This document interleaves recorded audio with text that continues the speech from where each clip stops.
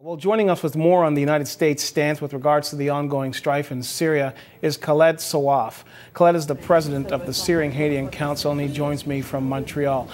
Hello, Khaled.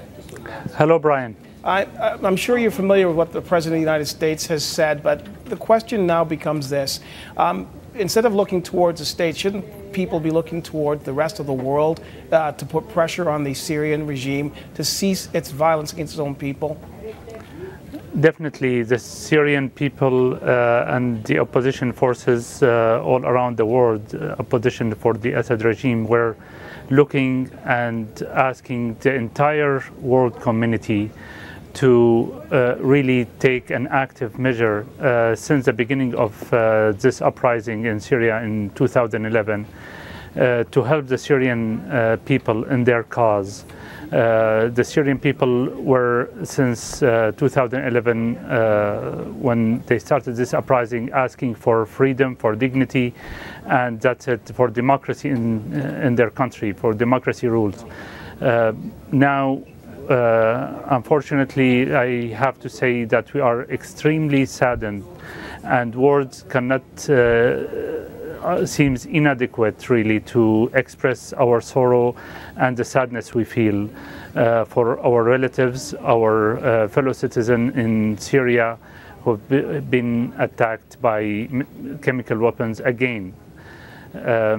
I listened, of course, to President Obama interview this morning on CNN, and I have to tell you that we are really disappointed by this passivity toward taking any actions to stop the killing of civilians, and especially now that chemical weapons have been used one more time and in a larger scale.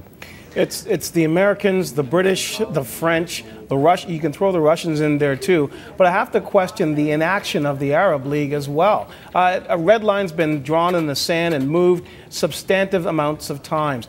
When does the rhetoric stop and action take place, Khaled? Well, this really question should be addressed to leaders of these countries that you just listed. We have been calling on each of them, asking the entire world community, asking United Nations to take an action, and unfortunately our request is lost. Nobody is listening to us, and now we see more and more crimes being on a larger scale even being taken by the Assad regime. Every minute of inactiveness, every minute that the world is not stopping Assad regime means more lives being lost in Syria. Humanity, really, we are calling to the humanity of leaders of the world to take an action in this case, really. Well, Khaled, let me interrupt you here because we're running out of time, but I want to get this in. Yeah. What do you think the President of the United States needs to do?